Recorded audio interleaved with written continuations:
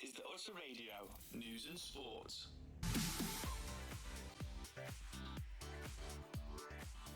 Yes, and welcome to Utter Radio's first news and sports show of the year.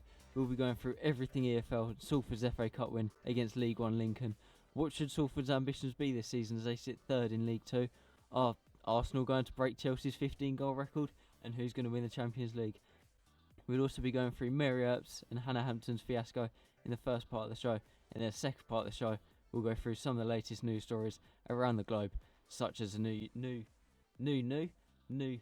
York Mayor.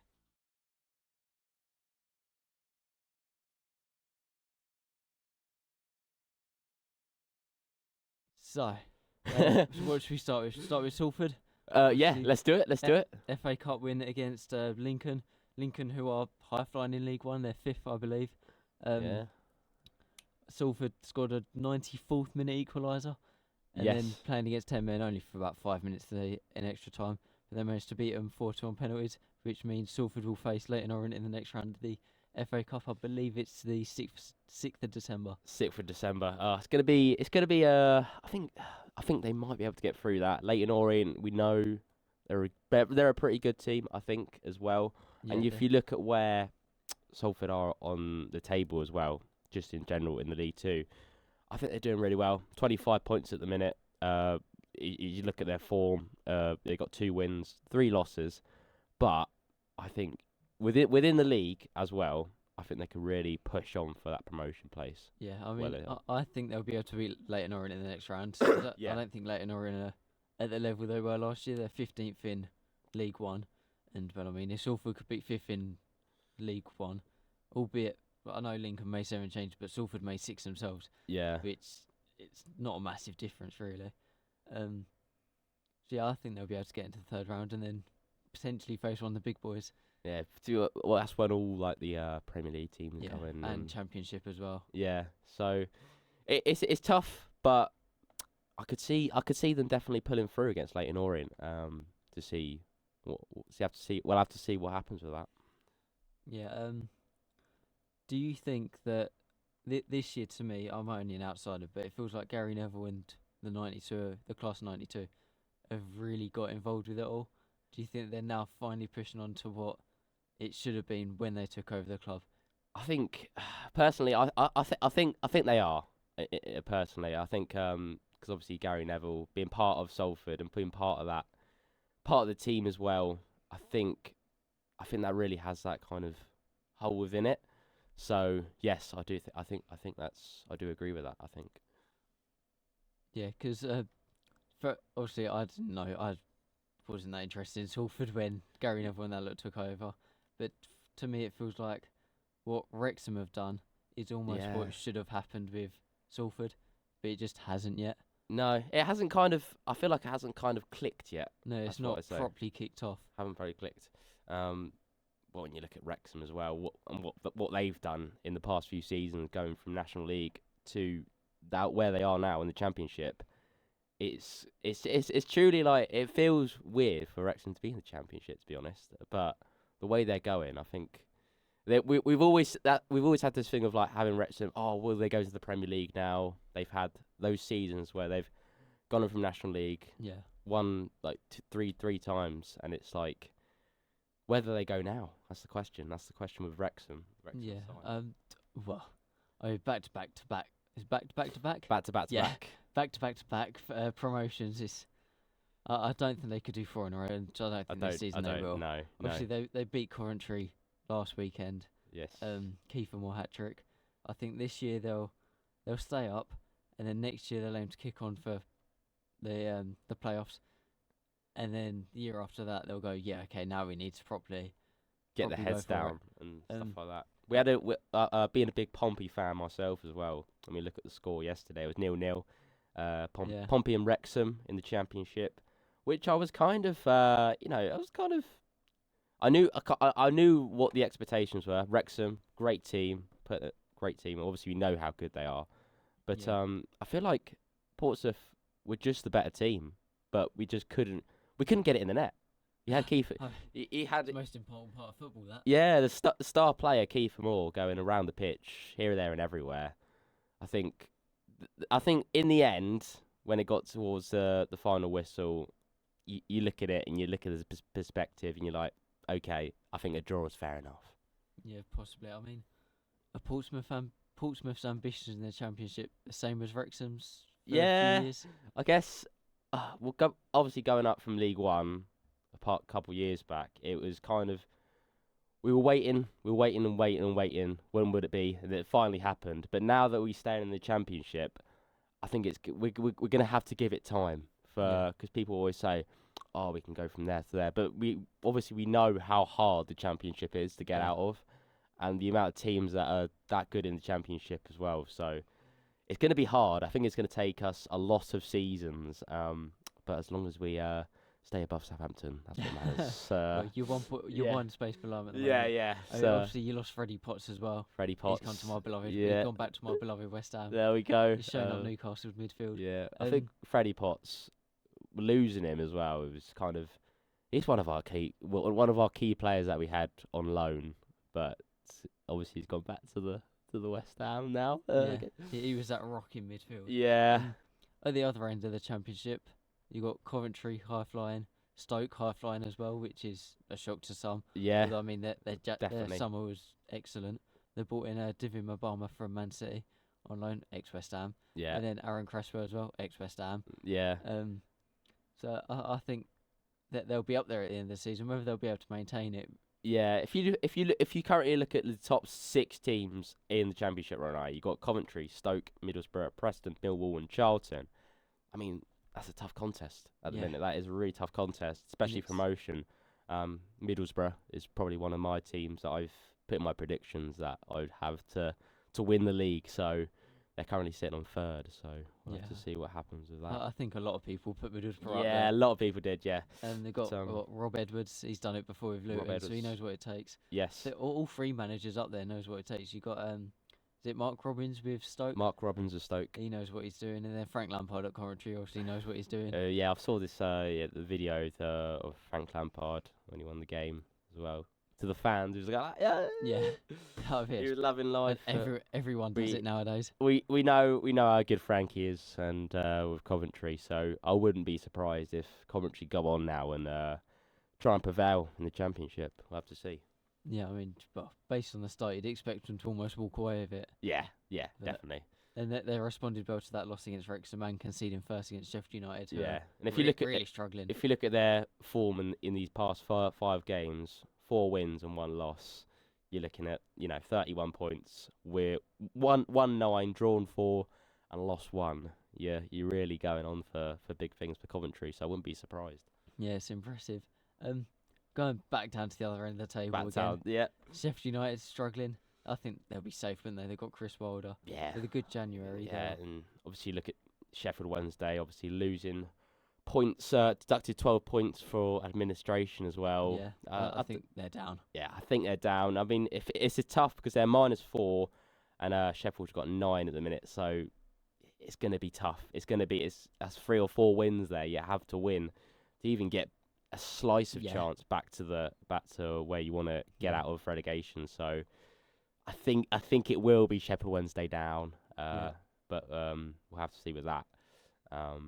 If you look at Norwich as well, Yeah, poor I mean, form. yeah, you know. yesterday, Sheffield Wednesday drew 1-1 with Norwich. Yeah. Saw a video of Shane Duffy losing his head with Yeah, manager Liam Manning, yeah.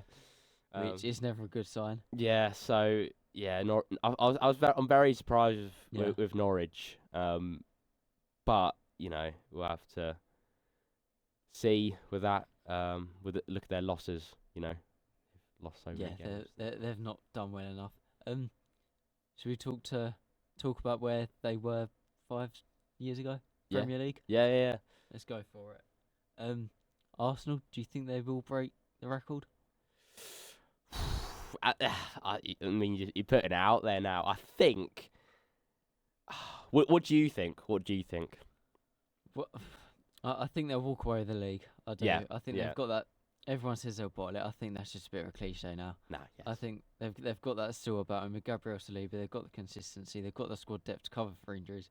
The only injury that could halt them is David Raya, but even then, I think the back four is good enough to hold their own. Yeah. They've kept 8 clean sheets in a row in all competitions. they've not conceded since I think the start of October. Yeah. I think they broke a 100-odd One year record. It's 1-8 crazy. drawn, 1 lost 1. So look at their form as well. You have to see that. And I think the way it's looking right now, I do think they'll break the record, and I do agree with that as well. But you look at the Premier League table now, and you look at teams like Bournemouth, like Sunderland, and you think they're pushing for that Champions League spot at the minute. It's, I don't think either of them will get there. Yeah, I think Man City, Arsenal, Liverpool, they're all going to be there. Yeah. But then I think it's between, like I said, Chelsea. I don't want to throw United in there yet, 'cause I don't think they will. You've said it now. I don't think United will be there. They'll be Europe, I reckon, but maybe not top 4. Yeah, I mean, maybe. the shouts are there in the title race. Wow.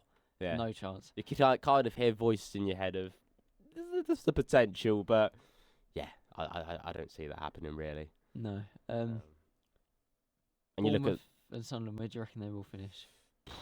I think Bournemouth will finish 7th or 6th. I think they'll still stay up there with the team they've got and the players they've got and the manager they've got.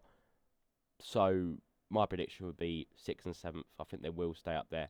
But looking on to Christmas now, it's really crunch time, and to see where they'll go with that after Christmas and through that transfer window. So we'll see.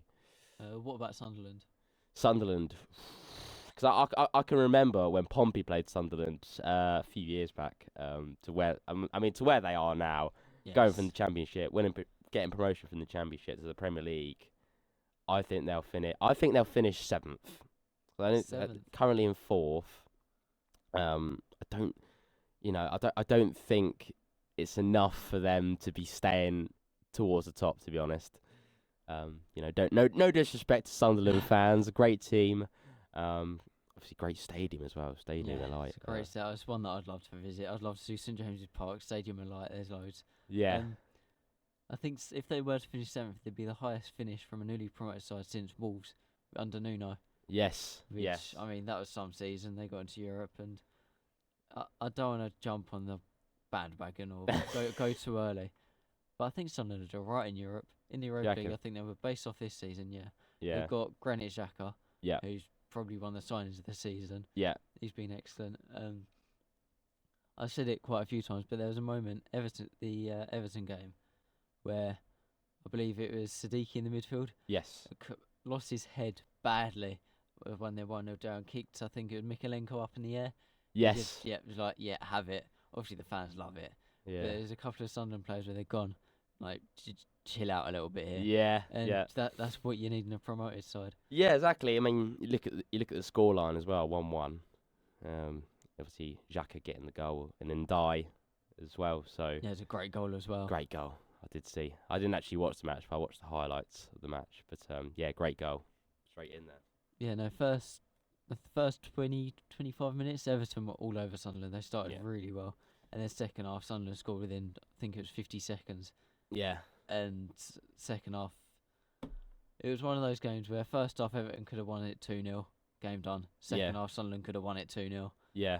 I mean, Barry missed that chance. That sort of chance as a striker when you're not in form. Yes. You want that sort of chance. But he got that chance and he didn't put it away. Yeah, exactly. I mean, Everton fans, I think I've seen a few of them say if they had a proper striker, a world-class striker, they would be top half. Get Pickford up front. Get Pickford up there. But Xhaka's first Sunderland goal as well. Yeah. Look at that since he came in. Albeit deflected, but a goal's a goal. Goal at the end of the day, a goal's a goal. Goal's a goal. And I can remember when he playing for Arsenal as well, Granit Xhaka. Yeah. Class player. He obviously won the double unbeaten with Bayer Leverkusen. There you go. Yeah. Which some feat. I mean, look at where they are now. Really is incredible to see that. Bottom of the table. What do you reckon? Do you think Wolves are gone? I think they're gone. I personally, I think they're just down. I think they're just down right now. And you look at you currently look at the form of Wolves as well.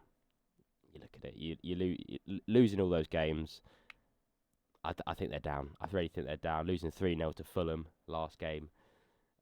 Yeah, I think Wolves will go down at the minute. Currently on -15 goal difference. So Yes, it's not good at all. Yeah. On Wolves, obviously they sacked Vitor Pereira, and there were links that Gary O'Neill could take over. Obviously, Gary O'Neill stepped out of the debate, which I think rightly so. I'm going to ask you a question. This for most teams, like Sunderland, they sacked Will Still and wanted to go back to Russell Martin. Do you think managers should go back to old clubs where they've been sacked?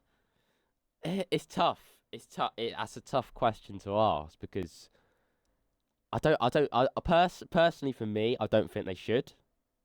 But that's only my opinion. I know some people might say, yes, they would. But Yeah, do you think it's subject to the circumstances at the time? I think it's definitely subject to the circumstances of what it is and what it's playing out as at the minute, I think.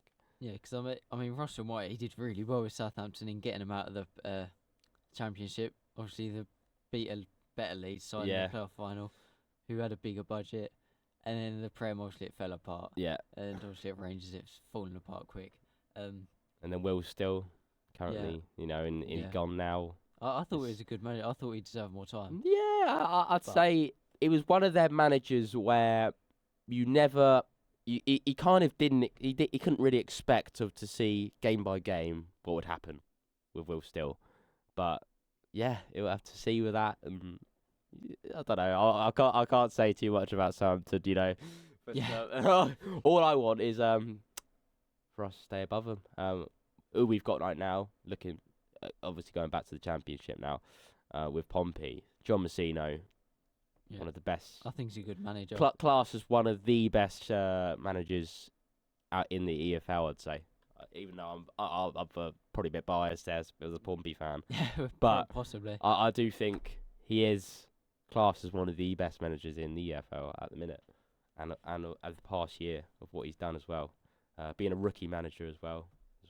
So yes, it's his first proper job, isn't it? First proper job, obviously coming out of Oxford as a player and then going into that recruitment of being a manager and having to deal with all the stuff.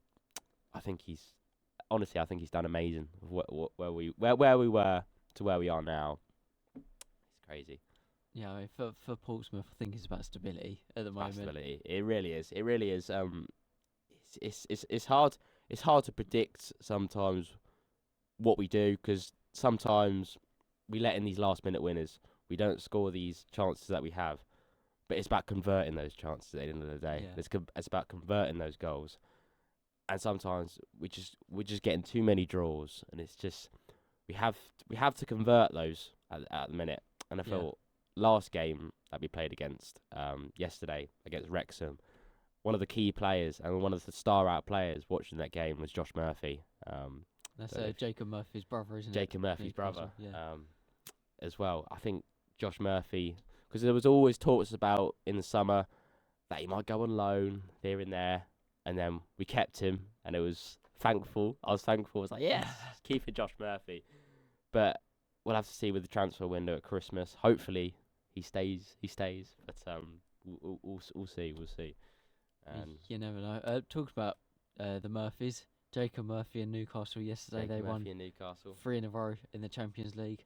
They beat Athletic Bilbao, who I don't think are incredible. I think there's plenty of better sides than them. Yeah. Obviously, they beat them 2-0. Yes. Dan Burn, really, really good header. Yeah. One of their key players as well. Yeah. It was on the back of a poor 3-1 defeat to West Ham. Obviously, West Ham fan, I loved it. I think Newcastle weren't themselves. Where do you see Newcastle going in the Champions League? I think it really depends on their depth of squad and the players. The players they've got, I think they really can. I think they really could push on, but they need that strength and determination, that team spirit, as we've said before, to really push on. I think. How about you? What do you think? Well, I mean, I think they're away form at the moment. Obviously, I know they beat Union Saint Gilloise in Belgium. Yeah. They wiped them away 4-0, I believe it was. But in the league, they've not won away from home in about 3 months. So I think if that Bit concerning. if that form was to carry on in the Champions League, they'd be way too reliant on their home form, and Yeah. albeit St James's Park under the lights against Barcelona or someone like that, it's a tough place to go. Exactly. I think in the group they're more than capable of finishing the top 8. I believe they're there at the moment. Yeah. 3 wins, 1 loss, and that loss against Barcelona. But I think I'd say quarterfinals this year would be a good Quarterfinals, yeah. very good Yeah. Champions League campaign. Especially as last time they were in it, they got knocked out and struggled in the league, Yeah. and obviously had no Europe. Consequently, last season, Yeah. They yeah, might, you know, I think they'll do all right. trying to make their return into it, and you obviously go back to the league now. Their next 2 games, they got Brentford and Manchester City. Not easy. So, two games that are just not easy. They're gonna have to really prevail with that. But we'll see. We'll see what they can do both in the Prem and the Champions League. Who they got Marseille next to in the Champions League as well. Who I haven't really touched on a lot of Marseille. I thought Marseille is one of them teams I've never really kind of touched onto them. I mean, They're always a FIFA team for me. yeah. I mean, they've got De Zerbi at the moment. They've got 2 old West Ham players, Yeah. Emerson and Nyfagerd.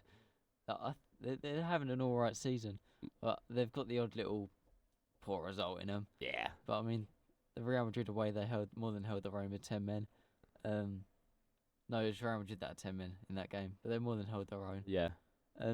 So who do you think will win the Champions League? For me, if you're asking me, I think it's a tough call, but I'm gonna have to go with Bayern. The way they're looking at the minute, I'm just gonna put my prediction out there and say the team that I think is gonna win is Bayern Munich. Fair enough. I mean, they've 16 out of 16. 16 out of 16. They've won all 16 you look this at year. the form. Harry Kane's been excellent. Obviously Luis Diaz scored twice away at PSG and then got sent off. Did you see that red card? Oh, the red card. Yeah, the red card. Yeah. It's a difficult. I'd hate to be a referee in that scenario. Yeah, 'cause it could be yellow. But it's it can be close red. to it. It's going on that term of is it or is it not?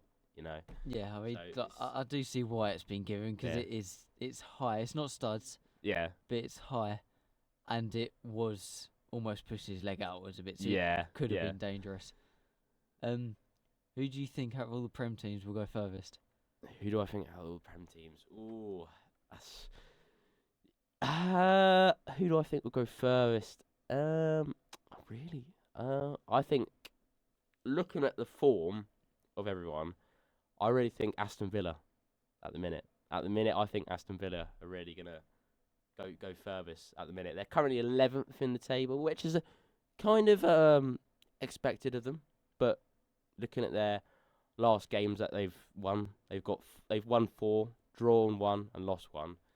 I think Aston Villa are going to be a team to really get out there and push on, hopefully in the next few games. Fair enough. How about you? I mean, in the league, I think the team that will like, really push on over the Christmas period and second half of the season, it's a difficult one. Really is. Because I think there's been so many teams that have almost underachieved. I mean, West Ham are underachieved, Forest are underachieved, Villa have underachieved, Brighton to an extent have underachieved. You're going to say the Manchester United word. Well, but Man U, It's, I think if Man U would finish 8th, it'd be a good season. yes. But I don't know who will really push on.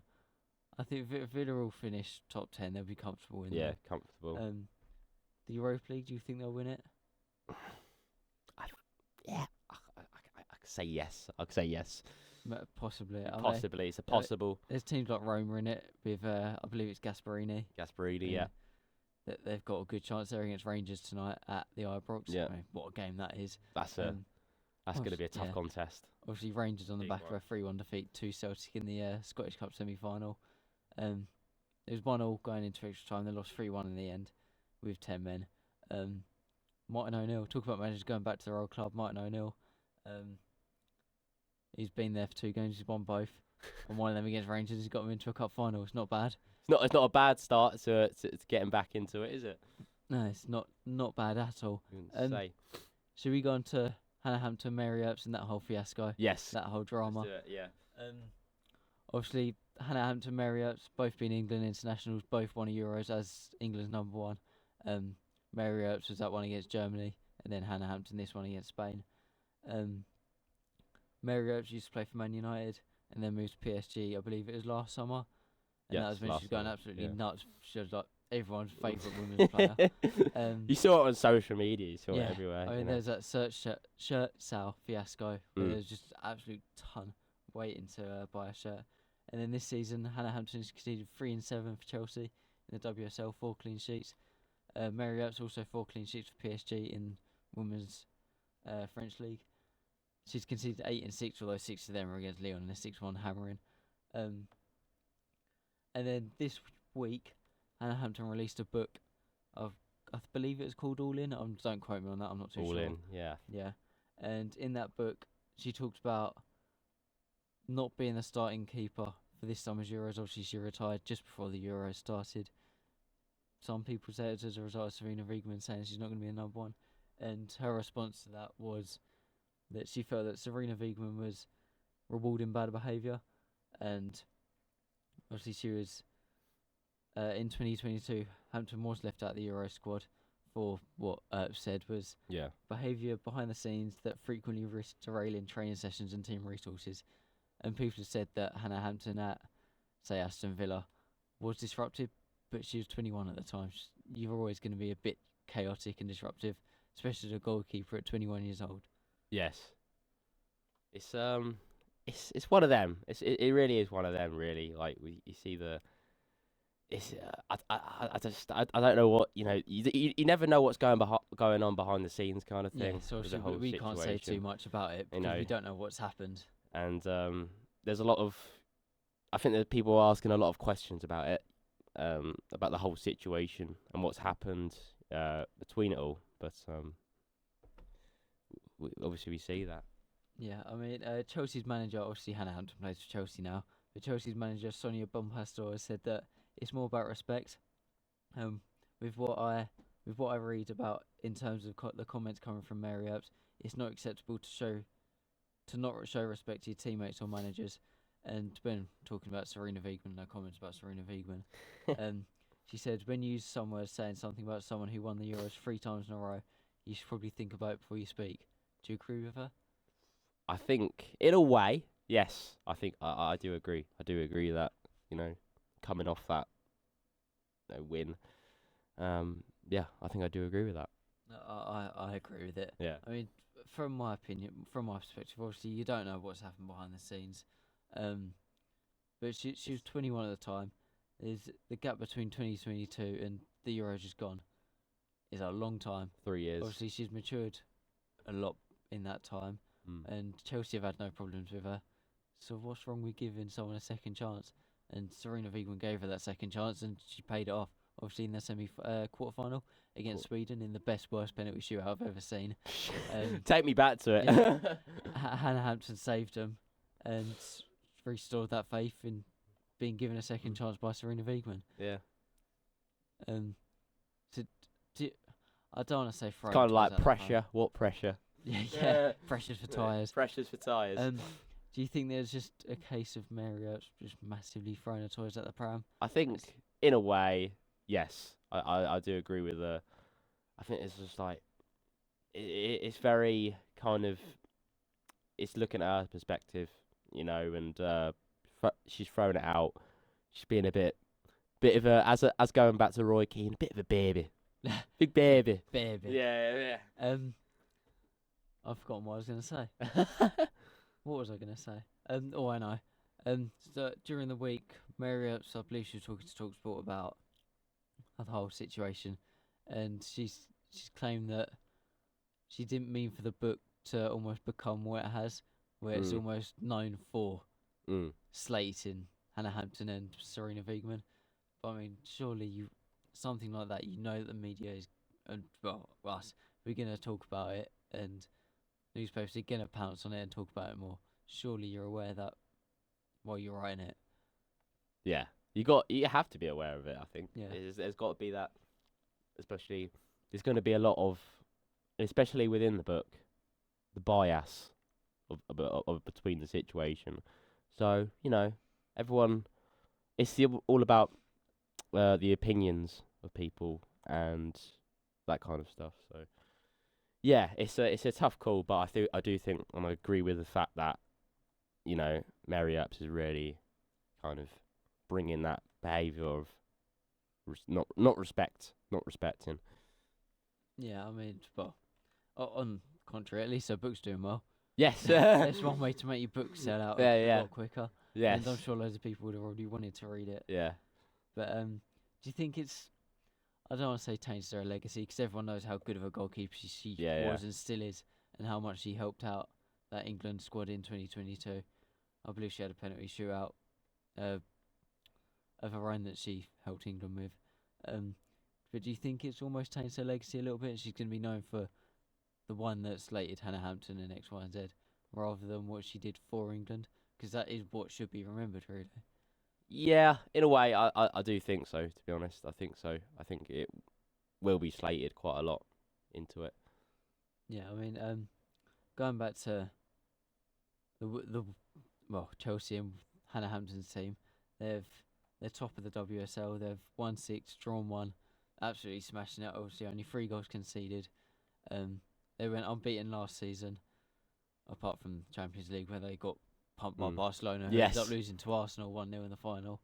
Yeah, do you think Chelsea will win it again? I mean, they've got Arsenal away this weekend. Arsenal, they've not quite yet met the expectations that I think they probably set themselves this year. I think they're 5th. But Arsenal, Chelsea, do you think Chelsea will win it? I think they will continue their throne.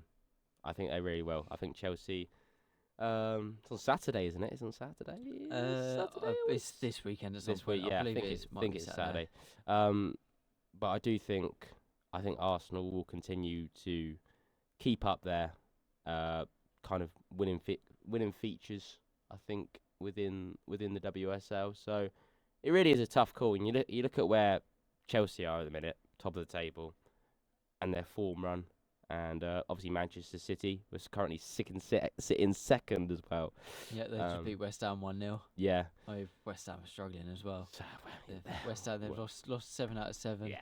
I believe they've got a goal difference of -16. Minus 16. Scored 3, conceded 19. Lost 7 games. Yeah, lost all 7.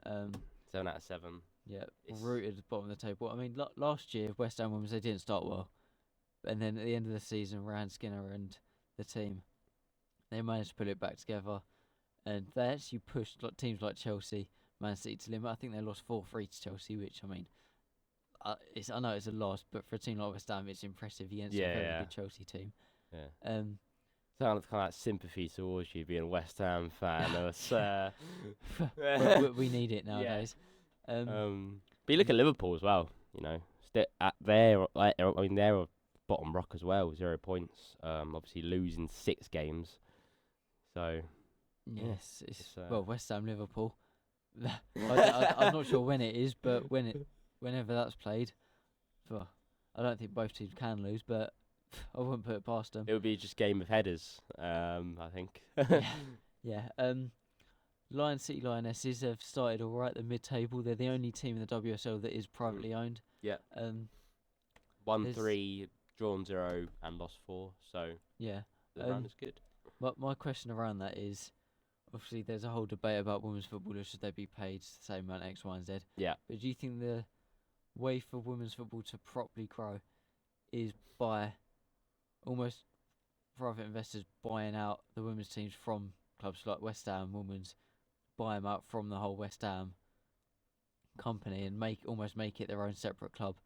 Yeah. Do you think that's the only way for them to really grow? Because then they can do whatever they want, and the club's focus isn't then on the men's. It's 2 separate teams. I personally, I think it should be like that. And like you said, there's the whole talk of, the wages and everything going back to men's football. But personally, I do think they should take it back into those bigger teams in a way.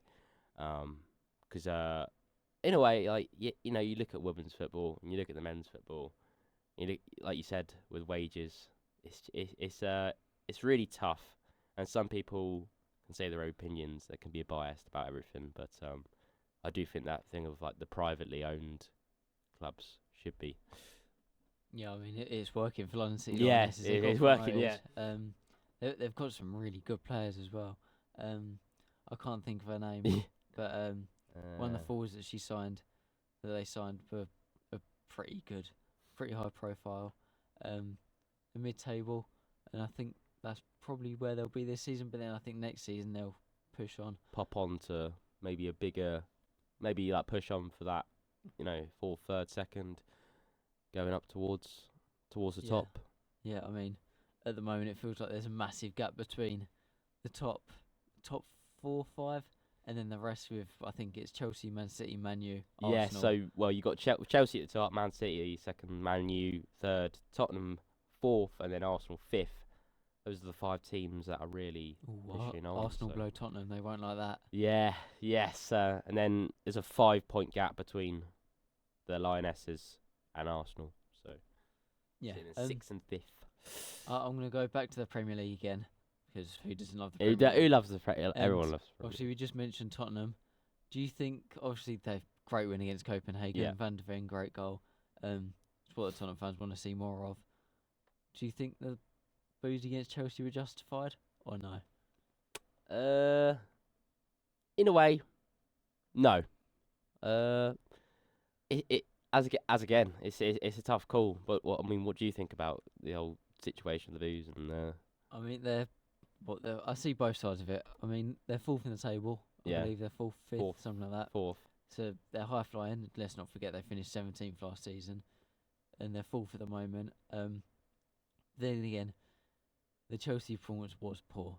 Tottenham Yeah. fans are saying it's like one of the worst ones they've ever seen. Yeah, And very poor. there'll be some fans that are paying near £100 to watch it, and to be served up that. I mean, I think they've got the right to be for that game, but I don't think they should be wanting Thomas Frank out.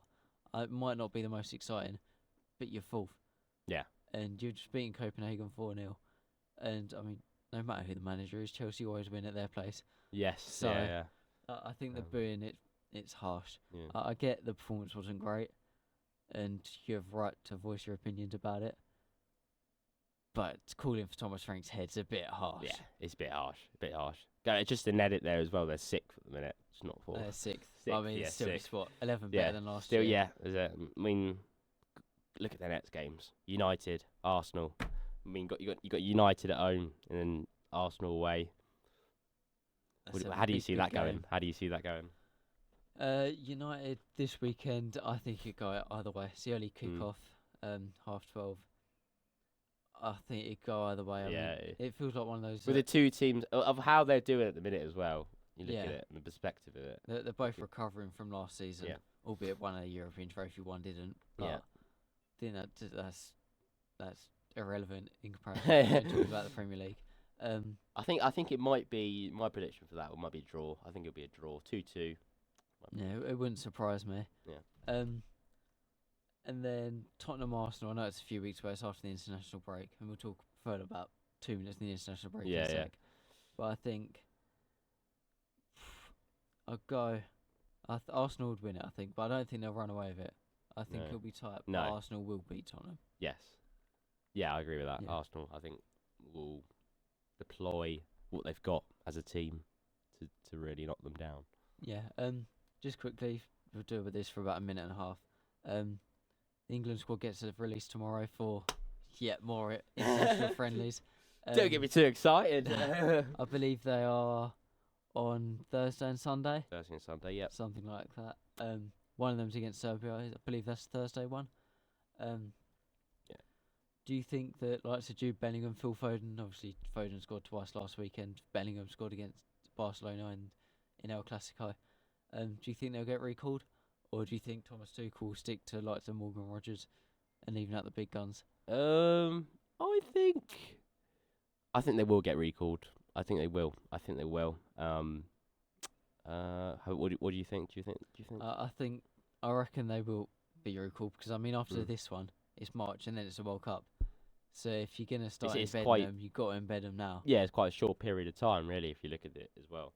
Obviously got Serbia the next game. Yeah, So I mean it's only 4 games until the World Cup, I think. 4 4 or games. 5, I think is something it like 4? that. Is it 4? Yeah, 4.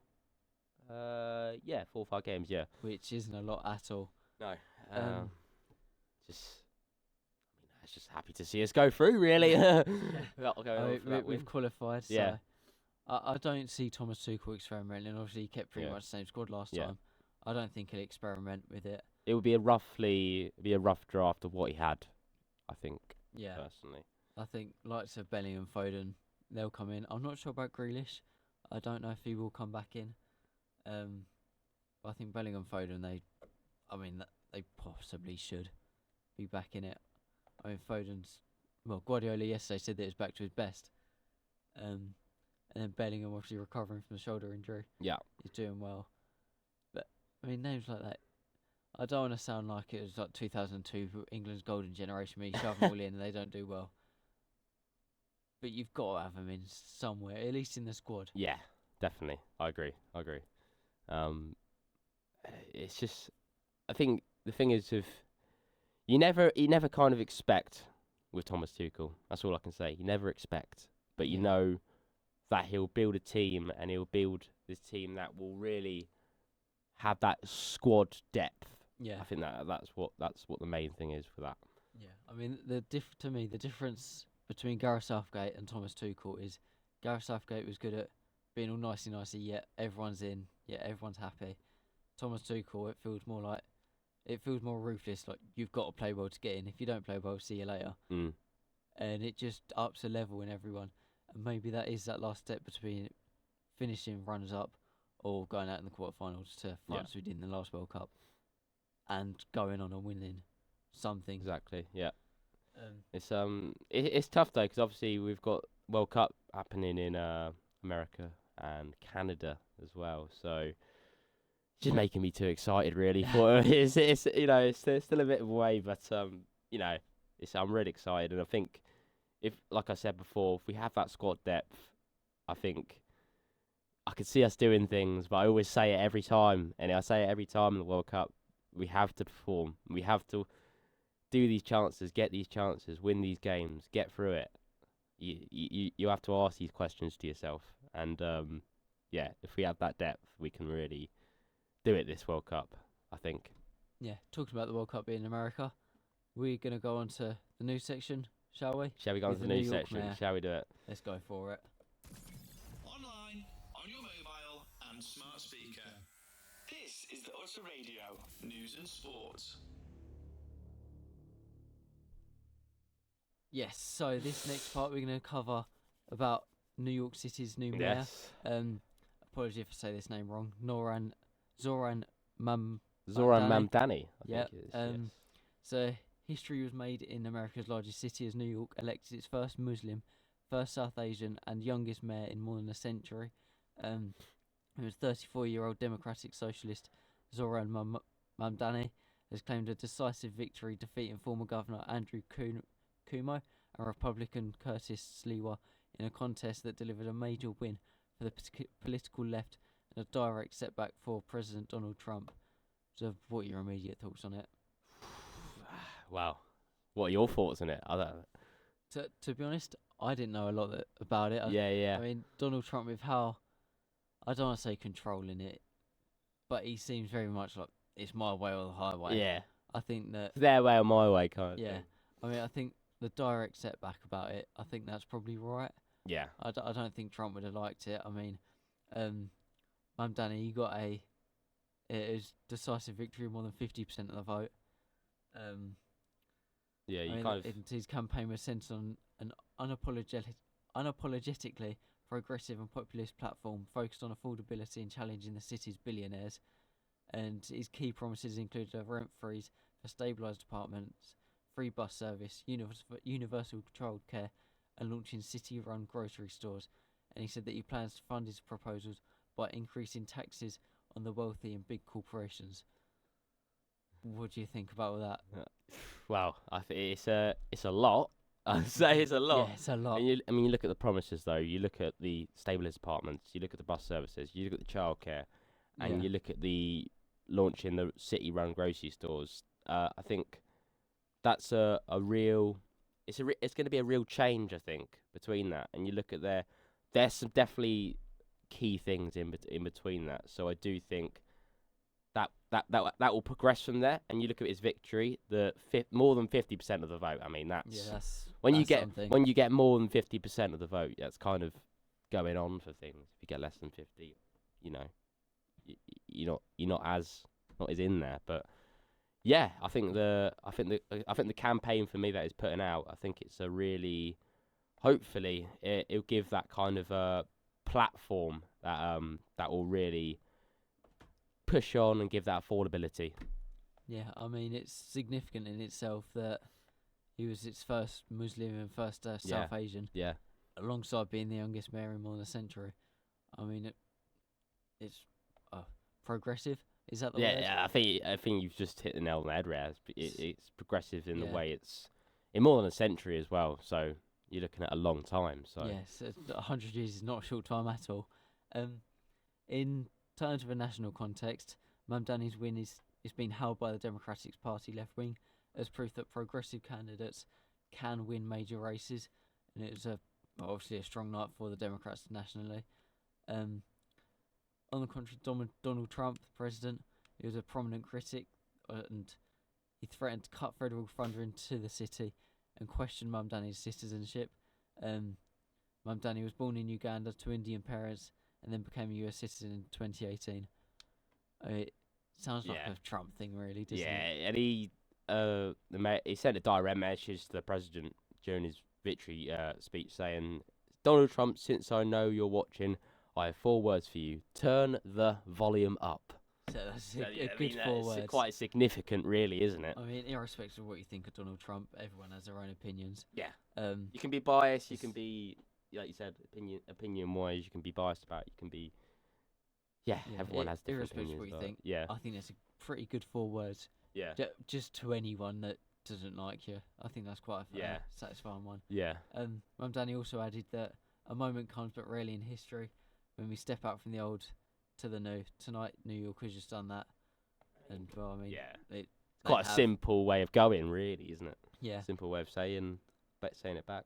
Yeah. I mean, it's not the first time recently that Donald Trump has questioned something he doesn't like. We spoke about it earlier, but the World Cup being in America, Donald Trump said that he'll remove games from Boston, I believe it was. But people say it's political. I don't know the ins and outs about it. You can't. But I mean, the decision isn't even his. It's UEFA's. Like I always say, you can't bring politics into football. I think everyone's failed with that one. Yeah, and it's like you said. Yeah, no, it's the UEFA's decision at the end of the day. I think. Yeah, it's UEFA's decision, and well, I mean, UEFA seems to like. Is it UEFA or FIFA? They seem to like Donald Trump a lot because they created their own little award for him. Yeah, I believe it was yesterday it came out for Donald Trump. The what was it? The FIFA Peace Prize Award. Because apparently Donald Trump was annoyed that he didn't win one the other day. Yeah. So UEFA have created one for him. Yeah. Which I mean, it seems very UEFA. Yeah.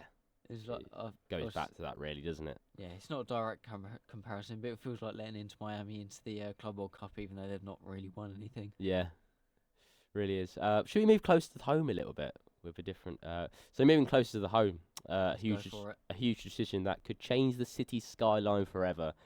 Salford City Council decides that the fate of controversial £1 billion plan to replace Regent Retail Park with 10 tower blocks, including one of the UK's tallest skyscrapers outside London. Wow, what do you think of that? I hadn't heard of it that much. Again. No. I didn't actually know this was happening. No, but I mean, the scheme is a massive £1 billion mixed-use development that would transform the current retail park into a high-density residential neighbourhood. It depends on the state that the retail park was in. Obviously, I'm not from around here. I don't know what the retail park's like. It's a bit. I'd say it needs some changes. In a way, it looks. I'm guessing you know that it's not the greatest place on earth. It's not the greatest place on earth. I'd say that. But having this scheme come in now with the £1 billion plan, I think it could change it up. I think it really could change it up. So, we'll have to see. Apparently, plans include 70 to 78 story skyscraper, which could be one of the tallest buildings in the UK outside of London. That might take a while to build. Might take about 50, 60 years. Knowing how long it takes to do potholes nowadays, let alone a 70 to 78 story skyscraper. And the application was recommended for the approval by council planning officers, but was deferred in July 2025, and is scheduled to go back before the Salford City Council Planning Committee this morning, just as we are recording for a final decision. Yeah, I mean, well, based on the notes that we've been given, thanks Luke for that. He's not here, unfortunately. He could have been, but he can't make it. He said Shout the out. development would feature a 3.5 to 5 acre public park and a new local centre with commercial, retail, and community space around 100,000 square feet. I mean, it's bigger Right. than this studio we're in. Yeah, only slightly. But I mean, a 3.5 to 5 acre public park, it sounds quite good. It's not just replacing it with a massive, just a load of buildings. I mean, it's for that kind of local heritage and community, really, isn't it? If you look about it, and Yeah, you look at the public parks and the way they're made, and you say a lot about it, and people could like we always say, we could say opinions about it, and people be like, "Oh, I don't really like this. I like that, and I like the new scheme they're putting in." But I think it will be. I think it's a good development they're putting in. So yeah. I mean, hopefully, it feels like it could help bring. yeah, regenerating it Yeah, I mean, in a way. it feels like it's almost bringing a community that seems broken with the whole. I'm going back to football again, but Gary Neville, the whole thing. Yeah. It feels like the community's a little bit broken. Mm. I mean, he said it himself. He feels it is broken. Feels like it could help bring everyone together a little bit. Yeah. But I mean, everyone says it all the time, and nothing ever changes. Well, it's faced some fierce opposition from residents and local councillors, and even Salford MP Rebecca Long Bailey was voiced opinion on it, saying Henley's plans will have a major impact on the area, and residents tell us that they are still deeply concerned about a wide range of issues that may remain unaddressed. Yeah, I mean, there's always going to be opposition to everything that happens. Yeah. Do you want to talk us through about some of those issues? Well, some of the issues were the original plans were criticised for lacking a clear commitment to affordable housing, despite the council's 20% policy. Following deferral, the developer has committed to delivering 660 affordable homes, 20% of the total, secured by a lease agreement with the council. And opponents argues that demolishing the existing big box retail units like Home Bargains and TK Maxx, so what can I say about that, will remove essential affordable shops and local jobs vital to the community. Henley Investment Management has pledged to re-provide nearly as much new retail space and stated that existing tenants have been invited back to the modern units. I mean, I'm gonna jump on the 660 affordable homes part. I think that will obviously face some opposition, depending on, I think, who gets the housing. Yeah. Obviously, you have the whole situation around immigration and obviously the Union Jack Yeah. flags Yeah. going viral recently. Yeah.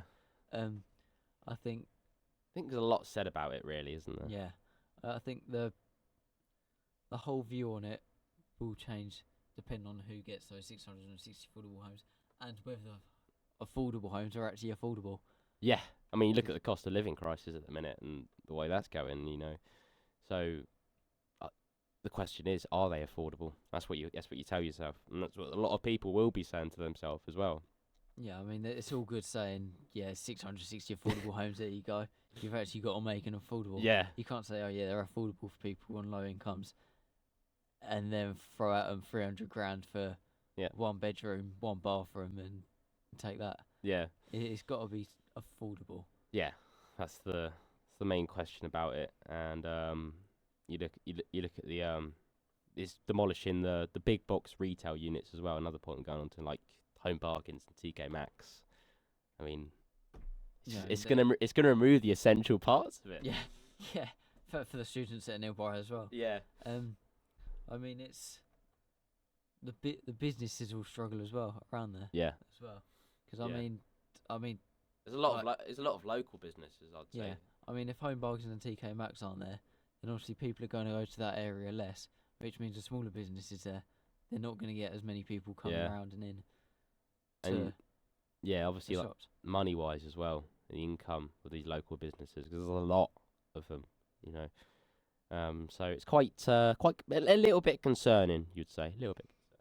Yeah, but I mean, obviously, some people say there are more positive than negatives. I mean, everything sounds good when you're talking about it rather than actually doing it. Yeah. Everyone could talk a good game, but they've got to actually show it. Again, going back to the 3.55 acre public park, it's obviously a 1 billion mixed use development that transform it into a high density residential neighbourhood. So overall, what are your general thoughts on it? For me, in a personal way, I think there is there's a lot of good signs about it and about what they're developing as a whole for that. But I think in another way, there's a lot of concerns about it, especially with residents and especially with the public, of what it could be like, because no one knows about it yet. And building this new local thing within it, I have a positive and negative opinion on it. I think I'd say. So you're sitting on the fence. I'm sitting on the fence. I know. You shouldn't sit on the fence, but that's my two sides of it. I think. I mean, it's about a 10-minute drive from where we are here at the Utter Radio Studios in Media City. To be honest, I've not lived around here long enough to actually know about the place, where it is. Yeah. So I can't have a massive opinion on it. But it seems like just one of those cancelled things that has its positives, has its negatives, and I mean, we'll probably have to just get on with it. Yeah, I mean, I'm second year of uni now, and I've been to the Salford, the Regent Park a lot, and I've seen it's kind of, sometimes you go there and you're like, there's a lot of things that need changing to it, and it's not the most modern thing in the world. Can I say? Well, well, I could be a bit biased about it, and you know, I do think there could. I think in a way, just development things that could happen to it, and putting this new scheme in, I think, could work with that. Yeah, I mean, I'm gonna sound really pessimistic here, but no, I'm not gonna say that. I was gonna say it feels like just we're making change, but I don't know the ins and outs. So that feels a bit lazy to say that. But change is a big word, you know. Yeah, and well, I mean, will it have any negative impacts on, say, travelling and like roads or anything? Will roads get shut or during construction, or will it just simply be the building site?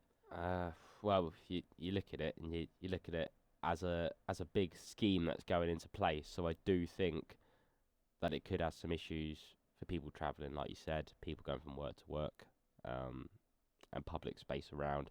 Obviously the homes that are around as well, so that could have a bit of an impact on it. So yeah, I mean, like issues like, I don't want to sound petty, but issues like noise pollution for nearby residents. And if a 70 to 78 story skyscraper is not going to be built overnight. No.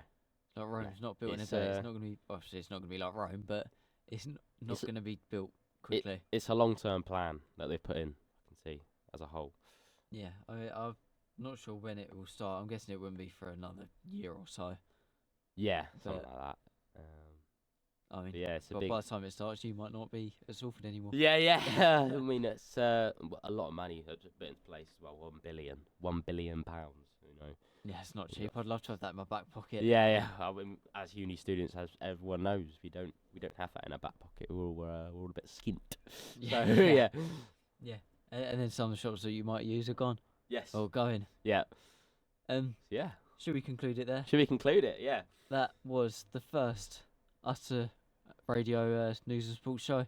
We covered a bit of everything. We did a little bit of Celtic Rangers, a little bit on the Prem, everything EFL, Salford's FA Cup win, how far they can go, a bit on the Hannah Hampton fiasco, a bit on New York City's New York City's new mayor, Zoran Mamdani, Trump's opinion on it, and then we closed it off. We were talking about the Regent Road Retail Park scheme. The controversial £1 billion plan to replace Regent Retail Park with 10 tower blocks, including one of the UK's tallest skyscrapers outside London. I'm Charlie Butler. And I'm Jacob Sharp. And that was Utter Radio News and Sport. Thank you for listening.